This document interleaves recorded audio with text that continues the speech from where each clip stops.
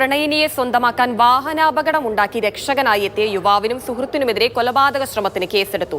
കൊന്നി മാമൂട് സ്വദേശി രഞ്ജിത്ത് രാജൻ, പയ്യനാമൺ സ്വദേശി അജാസ് എന്നിവരാണ് അറസ്റ്റിലായത്.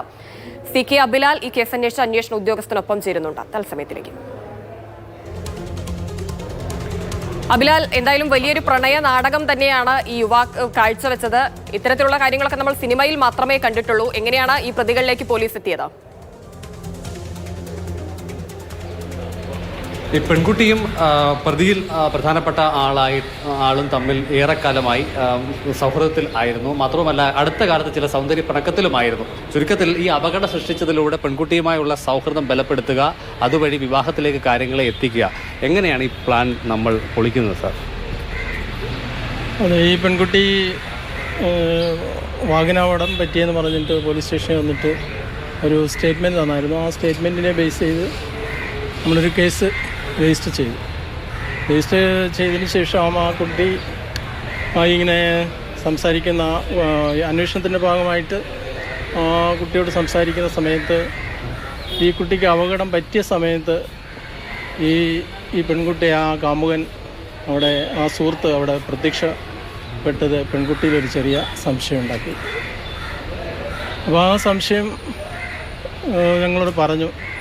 അതിനെ തുടർന്ന് ഞങ്ങൾ അന്വേഷണം നടത്തിയിട്ട് CCTV ദൃശ്യങ്ങളും അതുപോലെ CDR ഒക്കെ എടുത്ത് പരിശോധിച്ചതിൽ അതിൽ കഴമ്പുണ്ടെന്ന് നമുക്ക് തോന്നി. അതിനെക്കുറിച്ച് അവനോട് സംസാരിച്ചു. ഒരു കൺഫെഷൻ ഒക്കെ എടുത്ത സമയത്ത് അത് വാസ്തവമാണെന്ന് തോന്നി. അപ്പോൾ ഈ കുട്ടിയുടെ ഈ സുഹൃത്തും അവൻ്റെ സുഹൃത്തും തമ്മിൽ ഈ പെൺകുട്ടിയുടെ സൗഹൃദം വീണ്ടും സ്ഥാപിക്കാനും ആ പെൺകുട്ടിയെ സ്നേഹിക്കാനും അവളെ വിവാഹം കഴിക്കാനും ഒക്കെയുള്ള താല്പര്യത്തോടു കൂടി അവനുണ്ടാക്കിയ ഒരു ട്രാപ്പായിരുന്നു ഇതെന്ന് പിന്നീട് അന്വേഷണത്തിൽ മനസ്സിലായി. ഈ പ്രതികളെ നമ്മൾ 23-ാം തീയതിയാണല്ലോ ഈ സംഭവം നടക്കുന്നത്. എത്ര ദിവസം കഴിയുമ്പോഴാണ് സാർ നമ്മൾ ഇതിൻ്റെ ഒരു ചുരുൾ പൂർണ്ണമായി അഴിച്ച് യഥാർത്ഥത്തിലേക്ക് കാര്യങ്ങൾ എത്തുന്നത്? ഉദ്ദേശം ഒരു 2-3 ദിവസത്തെ അന്വേഷണം കഴിഞ്ഞപ്പോഴത്തേന് ഈ പെൺകുട്ടി ഇങ്ങനെ പറഞ്ഞു. അപ്പോൾ ആ പെൺകുട്ടിയുടെ ആക്സിഡൻ്റ് ഉണ്ടായ സമയത്ത് തന്നെ ഈ പെൺകുട്ടിയെ എടുത്ത് തൊട്ടുപിറയിലായിട്ട് അവനവിടെ വന്നു. ആ സംശയമാണ് ഈ ഒരു അവസ്ഥയിലേക്ക് ഈ അന്വേഷണം ഈ ഭാഗത്തേക്ക് എത്തിക്കാൻ പ്രധാനപ്പെട്ട കാരണം.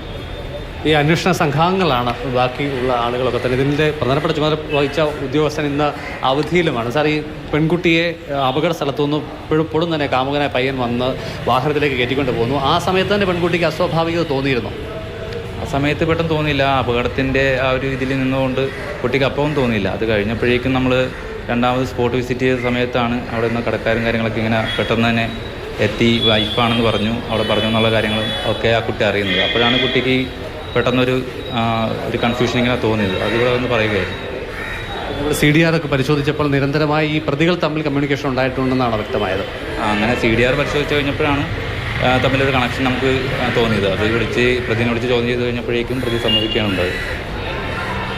രഞ്ജിത്താണ് പ്രധാനപ്പെട്ട പ്രതി. പെൺകുട്ടിയുമായി അടുപ്പമുണ്ടായിരുന്ന ആൾ. ഏറെക്കാലമായി ഇരുവരും തമ്മിൽ പ്രണയത്തിലായിരുന്നു. പക്ഷേ ചില സൗന്ദര്യ പ്രകടനങ്ങളെ തുടർന്ന് ഫോൺ കോളുകൾ പരസ്പരം രണ്ടുപേരും അറ്റൻഡ് ചെയ്യാൻ പെടാത്ത സ്ഥിതി ഉണ്ടായി. അങ്ങനെ അടൂരിലെ കോച്ചിങ് സെന്ററിൽ നിന്ന് ഇരുചക്ര വാഹനത്തിൽ പെൺകുട്ടി സ്വന്തം വീട്ടിലേക്ക് വരുന്ന വഴി സുഹൃത്തായ അജാസുമായി രഞ്ജിത്ത് ഗൂഢാലോചന നടത്തുകയും വീണ്ടും ബന്ധം സ്ഥാപിക്കാൻ വേണ്ടിയാണ് ഈ ഒരു അപകട നാടകം ഉണ്ടാക്കിയത്.